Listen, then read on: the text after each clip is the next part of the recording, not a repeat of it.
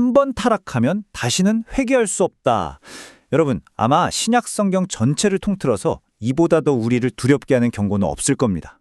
정말 많은 신자들을 밤잠 설치게 만들고 심지어 교회를 갈라놓기까지 했던 바로 그 구절, 히브리서 6장인데요. 오늘 이 정말 어려운 구절 속에 담긴 진짜 의미가 뭔지 한번 제대로 파헤쳐 보겠습니다. 이야, 정말 단호하게 들리지 않나요? 한번 빛을 받고 하늘의 은사를 맛보는 등 이런 엄청난 영적 체험을 한 사람이 만에 하나 타락한다면 다시는 회개할 수 없다는 거잖아요. 이 말씀이 주는 그 무게감, 여러분도 느껴지시죠? 네, 바로 이게 오늘 우리가 씨름할 문제의 핵심입니다. 그러다 보니까 우리 마음속에 아주 근본적인 질문이 하나 떠오릅니다. 바로, 아니 그럼 진정한 그리스도인도 구원을 잃어버릴 수 있다는 말인가? 하는 거죠. 정말 불안한 질문인데요. 자, 지금부터 이 질문에 대한 답을 찾아가는 여정을 함께 시작해 보겠습니다.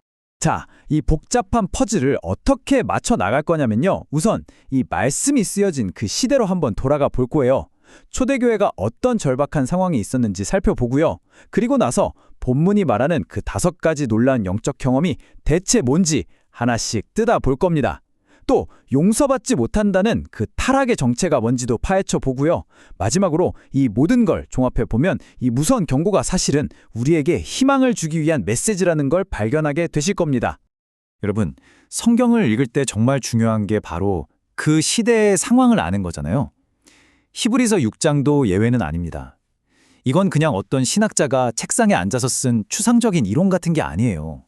이건 정말 생존이냐 죽음이냐 그 기로에 섰던 초대교회의 아주 절박한 외침이었거든요. 자, 그럼 그들의 현실 속으로 한번 들어가 보시죠. 그러니까 3세기 중반에 말이죠. 교회가 정말 혹독한 박해를 받게 됩니다. 수많은 신자들이 고문과 죽음의 위협 앞에서 어쩔 수 없이 신앙을 저버렸죠. 그런데 박해가 끝나고 나서 문제가 생긴 거예요.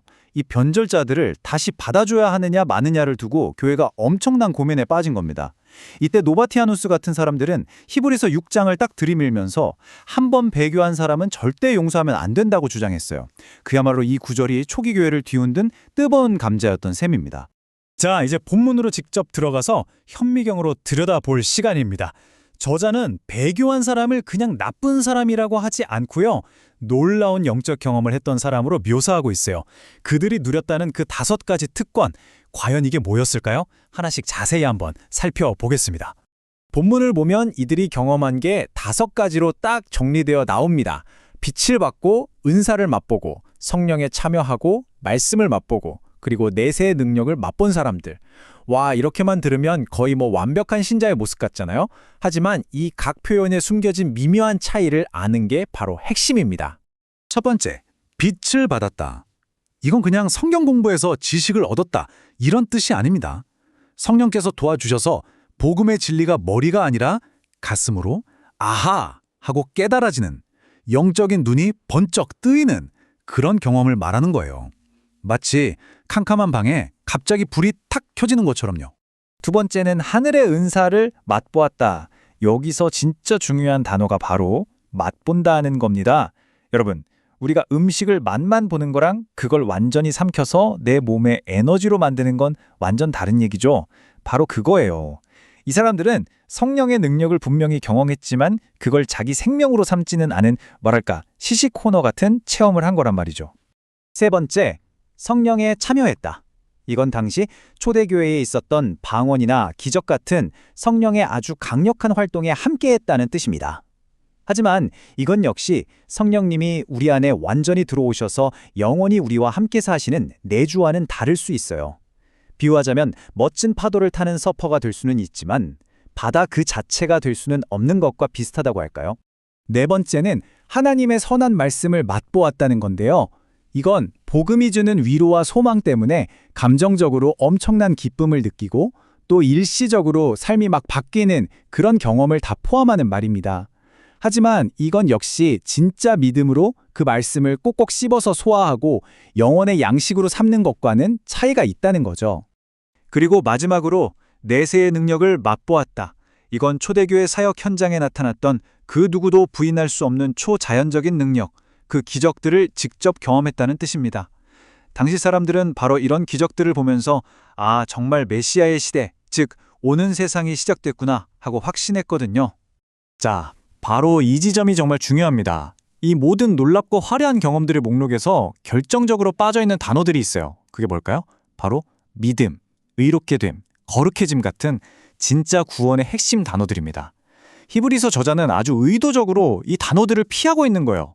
무슨 말이냐면 이 모든 경험들은 구원과 정말 비슷해 보일 수는 있지만 구원 그 자체는 아니다라는 강력한 메시지를 우리에게 던지고 있는 겁니다.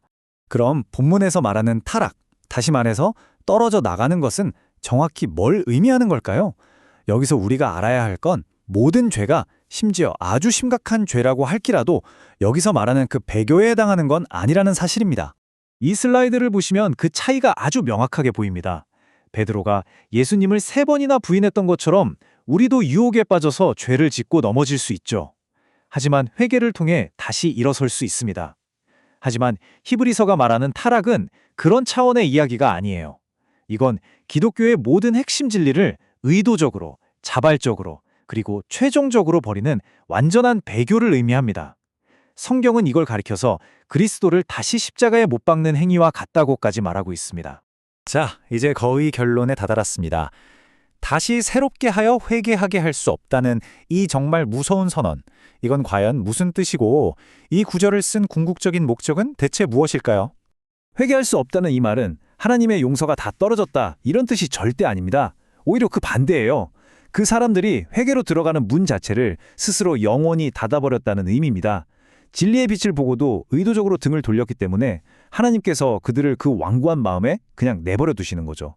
그 결과 어떻게 될까요? 더 이상 회개하고 싶은 마음조차 들지 않는 돌이킬 수 없는 상태에 이르게 된다는 겁니다. 하지만 저자는 곧바로 독자들을 향해 이렇게 말하며 안심시킵니다. 우리는 여러분에 대하여는 이보다 더 좋은 것, 곧 구원에 속한 것이 있음을 확신합니다. 이 슬라이드에서 보시는 것처럼 진짜 구원의 증거는 배교자들이 가졌던 그런 일시적인 특권과는 완전히 달라요. 그것은 사랑의 수고, 끝까지 견디는 인내, 그리고 무엇보다도 하나님의 신실하심에 의해 보장되는 겁니다. 그래서 이 말씀의 진짜 핵심은 바로 이것입니다. 이 구절은 죄책감에 시달리는 연약한 신자들에게 두려움을 주려고 쓴 게 아니라는 거예요. 오히려 영적으로 나태해지거나 이만하면 됐지 하고 안주하려는 우리 모두에게 믿음의 경주를 끝까지 포기하지 말고 인내하면서 달려가라고 아주 강력하게 동기를 부여하는 준엄한 경고의 메시지인 셈입니다. 오늘 내용을 마치면서 마지막으로 이 질문을 여러분께 남기고 싶습니다. 배교가 얼마나 심각한 것인지를 이해하는 것이 역설적으로 어떻게 우리로 하여금 하나님의 은혜를 더 깊이 감사하게 만들고 끝까지 견뎌내겠다는 우리의 결심을 더 굳건하게 만들 수 있을까요? 한번 깊이 생각해 보시면 좋겠습니다. 여러분, 그 최고급 레스토랑에 갔다고 한번 상상해 보세요. 네, 아주 비싸고 유명한 곳이요. 그렇죠. 막 미슐랭 3스타를 받은 세계적인 셰프가 만든 평생 한번 먹어볼까 말까한 완벽한 요리가 눈앞에 딱 있는 겁니다. 생각만 해도 좋네요. 네, 그래서 한 입 딱 베어 무는 순간 와, 그 향과 풍미가 입안을 완전히 황홀하게 채우는 거죠. 근데 약간 불길한 전개로 갈 것 같은데요? 맞아요. 그런데 갑자기 그 음식을 삼키지 않고 바닥에 확 뱉어버리는 겁니다. 맙소사. 그러고는 식당 한가운데서 사람들을 향해 막 소리를 치는 거예요. 이거 쓰레기다! 여기 독이 들었다! 하면서 난동을 피운다면 어떨까요? 와, 그거는 단순히 요리가 입맛에 안 맞았다는 불평 수준이 아니잖아요. 그렇죠. 그 식당의 존재 자체를 파괴하려는 아주 악의적인 행동이죠. 사실 오늘 우리가 해부해볼 주제가 바로 이 기이하고도 파괴적인 인간의 심리 메커니즘과 아주 깊게 맞닿아 있습니다. 굉장히 강렬한 오프닝이네요. 근데 사실 종교나 신념의 역사를 보면 지금 말씀하신 이 레스토랑의 난동객보다 훨씬 더 심각하고 충격적인 그 절대적 거절의 과정이 늘 존재해 왔거든요. 흔히 말하는 배교 말씀하시는 거죠. 네, 맞습니다. 배교, 그러니까 자신이 몸담았던 신앙이나 신념 체계를 완전히 저버리고 파괴하는 행위를 말하죠. 네, 그래서 오늘 이 심층 탐구에서는요, 저희가 어떤 특정 종교적 입장을 여러분께 옹호하거나 설교하려는 게 절대 아닙니다. 그렇죠. 철저하게 분석적인 접근이죠. 맞습니다. 17세기에 아주 탁월한 신학자였던 존 오웬이 남긴 그 히브리서 6장에 대한 주석 문헌이 있거든요.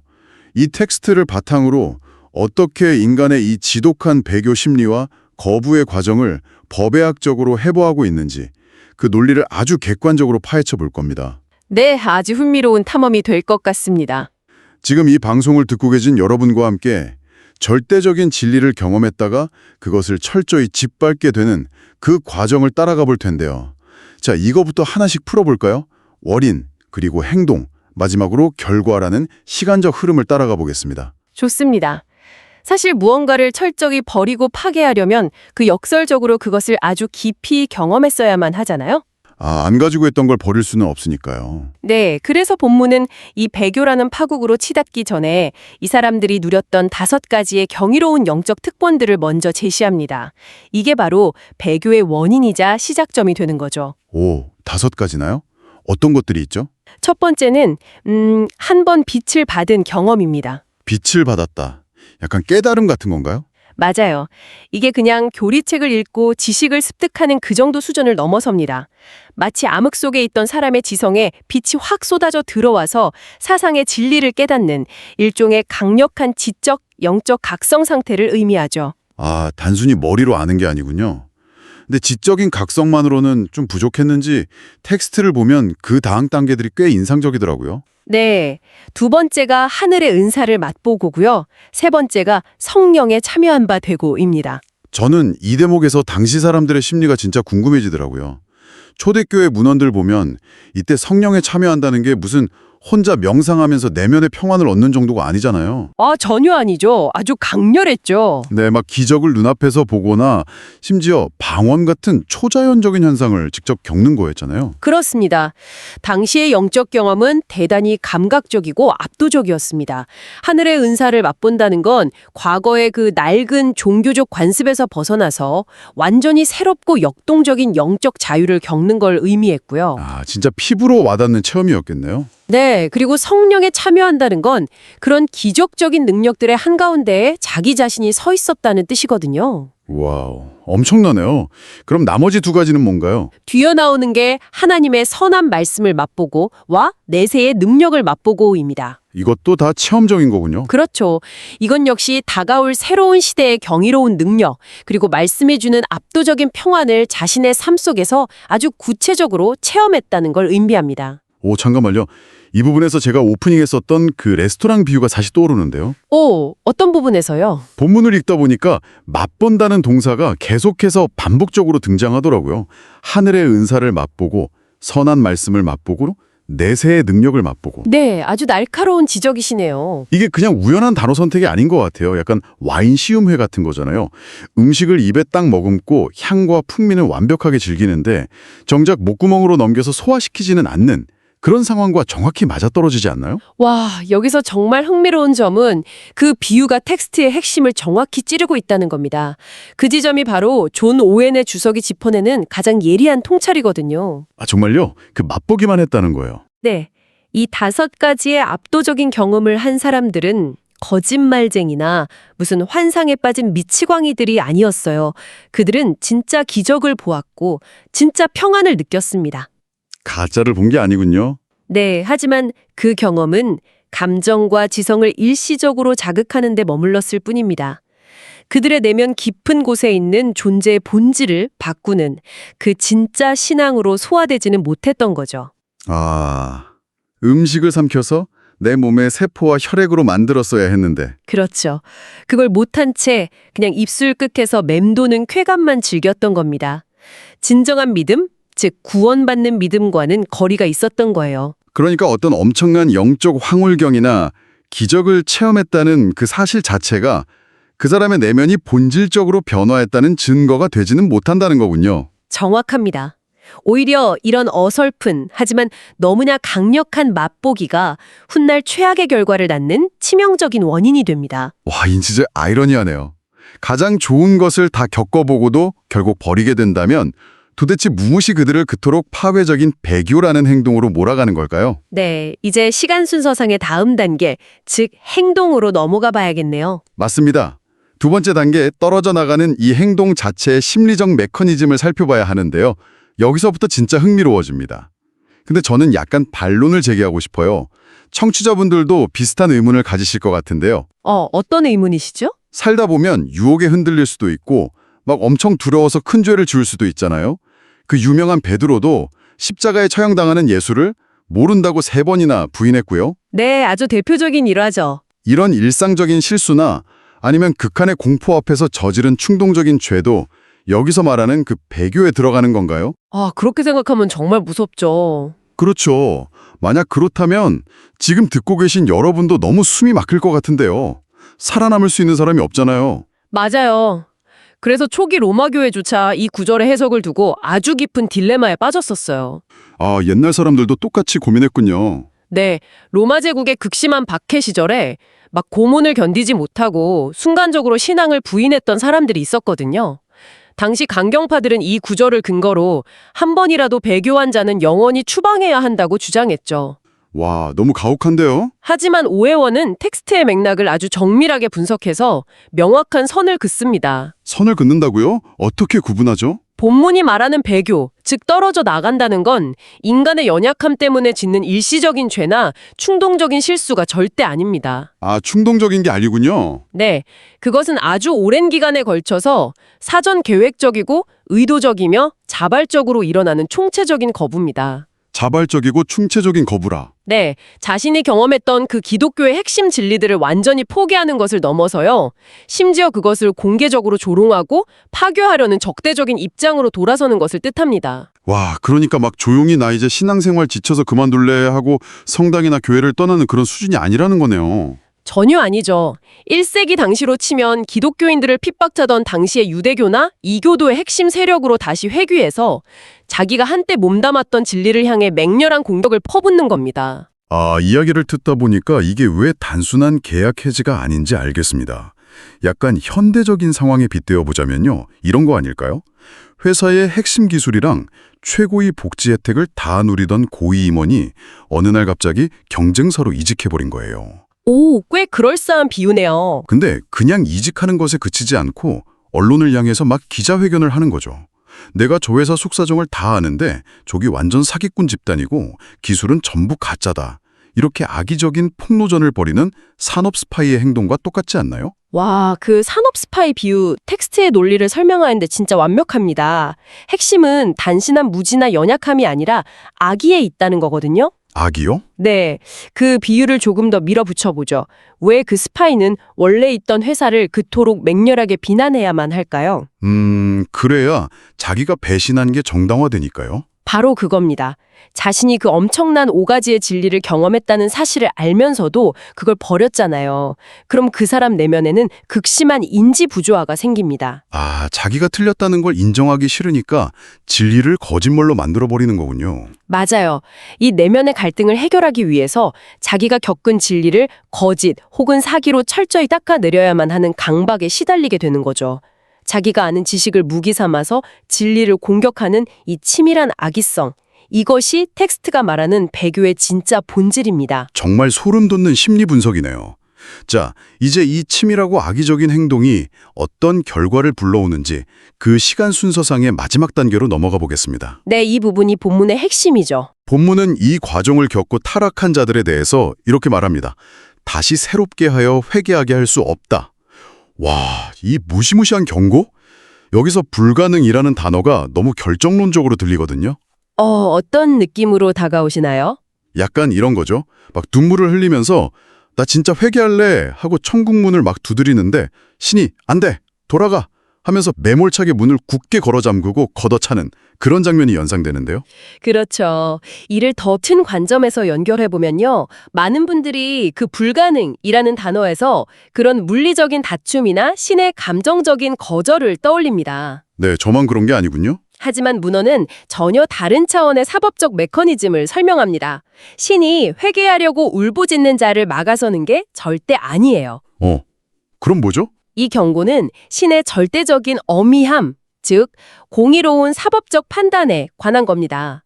가장 찬란한 빛을 자발적이고 의도적으로 짓밟은 그 배교자들에게 신은 더 이상 은혜의 자극이나 수단을 주지 않으십니다. 은혜의 자극을 거두신다. 네, 그들의 마음을 그 완고한 상태 그대로 내버려 두셔서 결국 사탄의 미혹과 자신의 교만 속에 갇히게 만드는 거죠.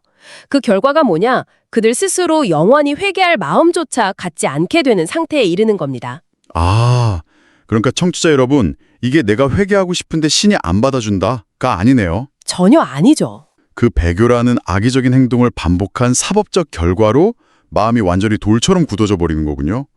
우리 뇌과학에 신경가소성이라는 개념이 있잖아요. 오, 신경가소성이요? 네. 특정 생각이나 행동을 반복하면 뇌의 신경회로가 그에 맞춰서 막 재배선된다는 건데요. 이 배교자들은 진리를 억누르고 거부하는 그 악의적인 행위를 너무나 집요하게 반복한 나머지 회개로 향하는 영적인 신경회로 자체를 자기들 스스로 끊어버린 상태라고 볼 수 있겠습니다. 와, 정확한 해석입니다. 네. 영적인 신경가소성이 부정적인 방향으로 완전히 굳어져서 마비되어버린 상태인 거죠. 네. 결국 회개할 생각 자체를 영영 못하게 되는 거네요. 신이 기대를 접어버린 밭처럼 말이죠. 맞습니다. 그래서 오해는 이들의 마음이 다시는 어떤 생명의 씨앗도 품지 못하는 버려진 땅과 같다고 표현합니다. 무섭네요. 그래서 여기서 분명히 해야 할 게 있어요. 만약 누군가가 자신의 죄를 진심으로 아파하고 막 회개하고 싶어서 돌아오려는 의지를 느낀다면 그 사람은 애초에 이 무서운 경고의 대상이 아닙니다. 아, 회개하고 싶다는 마음 자체가 아직 신경회로가 살아있다는 증거니까요. 그렇죠. 이 경고는 일말의 죄책감도 없이 스스로의 배신을 합리화하면서 아주 확고한 의지로 영원한 어둠 속을 걸어가는 자들을 향한 사법적 선고입니다. 와, 그 부분이 진짜 위로가 되면서도 동시에 엄청난 경각심을 주네요. 그렇다면 도대체 왜 이 배교자들에게는 이토록 엄격하고 예외 없는 치명적인 판결이 내려지는 것일까요? 살인이나 강도 같은 끔찍한 다른 범죄들도 많은데. 네, 그 논리적인 이유가 필요하죠. 진리를 알고 거부한 죄가 왜 영원한 영적 마비를 형벌로 받을 만큼 무거운 건지 그 심층적인 분석을 좀 들어보고 싶습니다. 텍스트는 그 이유를 아주 충격적인 은유로 설명합니다. 배교자들이 하나님의 아들을 다시 십자가에 못 박아 드러내놓고 욕되게 한다는 구절이 있거든요. 다시 십자가에 못 박는다. 네, 이 구절을 당시의 역사적 맥락에서 곰곰이 씹어보면요. 이 배교자들이 저지른 행위가 2000년 전에 예수를 십자가에 처형했던 로마 군인들이나 유대인들의 죄보다 본질적으로 훨씬 더 악질적이라는 뜻입니다. 잠깐만요. 과거에 진짜로 예수를 십자가에 못 박았던 자들보다 지금 진리를 떠나는 자들의 죄가 더 크다고요? 네, 그렇습니다. 왜죠? 텍스트가 가해자의 인식 상태, 그러니까 무지와 악의 사이의 차이를 명확히 구분짓고 있는 건가요? 맞습니다. 과거에 예수를 십자가에 못 박았던 자들은 예수가 진짜 신의 아들인지 메시아인지 정확히 몰랐어요. 그래서 예수조차도 십자가 위에서 저들이 하는 것을 알지 못하니 용서해달라고 기도했잖아요. 아, 그들에게는 최소한 우리는 몰라서 그랬다라는 무지라는 방패가 있었군요. 그렇죠. 하지만 이 5단계를 다 거친 배교자들에게는 그 방패가 아예 없습니다. 그들은 처음부터 진리를 알았고 성령의 기적을 체험했으며 빛을 받았잖아요. 무지라는 변명이 절대 성립할 수 없는 자리에 서 있었던 거죠. 와, 빼도 박도 못하는 거네요. 기독교 역사상 가장 유명한 배교자 중 한 명인 4세기 로마의 황제 율리아누스가 남긴 아주 오만한 선언이 있습니다. 나는 너희의 복음을 읽었고 알았고 그리고 정죄했다. 와, 소름 돋네요. 읽었고 알았고 정죄했다. 이 짧은 문장 안에 배교의 본질이 완벽하게 요약돼 있습니다. 내가 밖에서 대충 듣고 비편하는 게 아니다. 가장 깊은 곳까지 다 맛보고 체험해봤는데 내 이성으로 판단해보니 그거 다 사기꾼 장난이더라.